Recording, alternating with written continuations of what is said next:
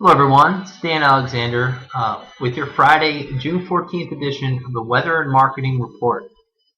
Now, once again, the theme of this week's report is rain, quite a bit of it, and especially rainy in the Northeast. Some of the big cities this month have seen a whole lot of rain. Best satellite image shows the latest storm system passing off the coast this morning, but not before depositing a lot of rain in DC, Philly, New York City, Boston, areas that have gotten hammered this month thus far. How much rain has fallen? Well, in Boston, we've seen over 7 inches of rain through June 14th. That's over 5.5 inches above normal for this time of the month. In New York City, we've seen even more rainfall, over 9 inches of rain, 7 inches above normal for this time of the month. And actually in New York, we've seen over 2 times as much rain as is expected the entire month of June, and we're not even halfway through. Same story in Philly, same story in DC. This has an impact on retail in the following ways. People generally, when it rains, they stay away from the stores, shops lose foot traffic, restaurants and bars are less crowded than usual. I was walking around my neighborhood last night and saw a lot of places that usually are packed with people on a Thursday evening, really sparsely packed, and people just don't want to go outside when there's lousy weather. And we see oftentimes in the headlines, you'll see that the retail sales numbers, the monthly retail sales numbers that come out every month, oftentimes have a nugget in there about the past month's weather and how that impacted either favorably or unfavorably the sales numbers. This last headline on this slide talks about this past March, which had a bad retail month, mainly because of a lot of cold weather, a lot of snowy weather. And while these are all very useful and informative, they don't really speak to the impact of weather on marketing, and specifically marketing spend and how to optimize spend.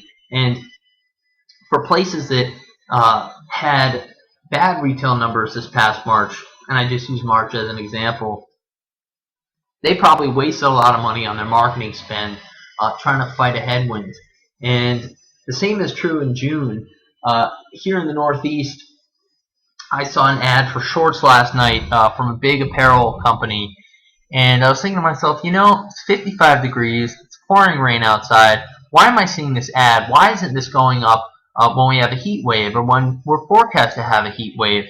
And got me thinking once again, as I do a lot of thinking about this, being the co-founder of Weather Alpha, got me thinking about companies optimizing their marketing spend, putting their dollars to use in the right way, and targeting their ads to the weather. At Weather Alpha, we've created a software system called Weather Edge that enables companies to target their advertising for weather-relevant products to specific weather conditions at the zip code level. And like all targeted advertising, the goal is to get in front of the consumers that are most likely to be interested in a product or service.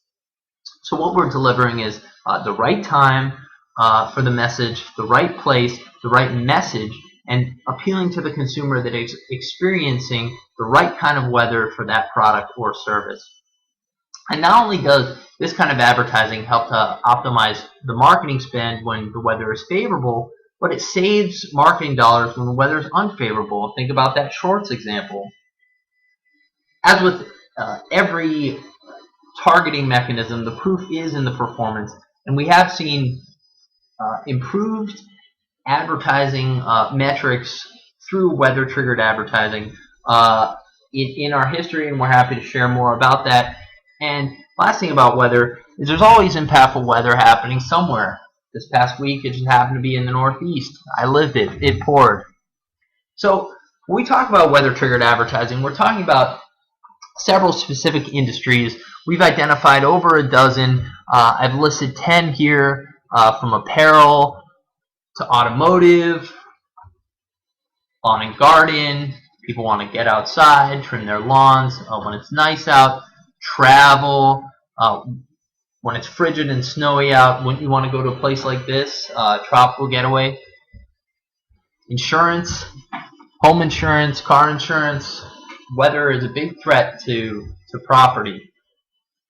Home improvement, food and beverage. Soup sales definitely go up when the weather is inclement, when it's cold. Recreational products, pharmaceuticals, cold and flu, heating and cooling. Now, wanted to give you a few updates about the company and where we're at this past week. We have pollen data. It's very exciting. We have zip code level pollen data. We get it from a variety of sources. We not only have current pollen data, but we have the next day pollen data, and that's going to be used for triggering in the near future. Again, we have over 150 weather segments, which are customized to specific verticals. Those segments are always being tweaked, always being added to. We're constantly refining our technology. We are a startup, so we are flexible, we're nimble. We can make these changes as we see fit. We're going to be announcing some partnerships with content marketing and analytics platforms in the near future. We're probably not at liberty to discuss that as of yet, but stay tuned because we are excited about these partnerships. And we are integrating with some major DSPs. Once again, we're not going to say which ones, but we are very, very excited about these developments. And we're very excited to be bringing you this weekly report.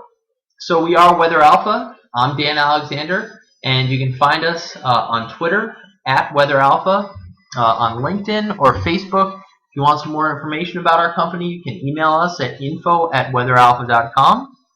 And the last thing I'm going to mention is that every year we donate up to 5% of our profits to weather disaster and relief funds around the world. So there it is. Have a great day, have a great weekend, and keep your eye to the sky.